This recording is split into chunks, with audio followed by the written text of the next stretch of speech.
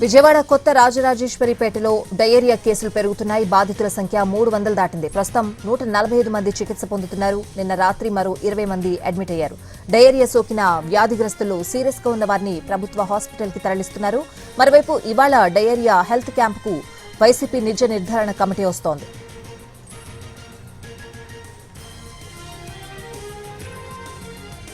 విజయవాడ కొత్త రాజరాజేశ్వరిపేటలో డయేరియా కేసులు పెరుగుతున్నాయి. బాధితుల సంఖ్య 300 దాటింది. ప్రస్తుతం 145 మంది చికిత్స పొందుతున్నారు. నిన్న రాత్రి మరో 20 మంది అడ్మిట్ అయ్యారు. డయేరియా సోకిన వ్యాధిగ్రస్తులు సీరియస్ గా ఉన్న వారిని ప్రభుత్వ హాస్పిటల్ కి తరలిస్తున్నారు. మరోవైపు ఇవాళ డయేరియా హెల్త్ క్యాంపునకు వైసీపీ నిజ నిర్ధారణ కమిటీ వస్తోంది.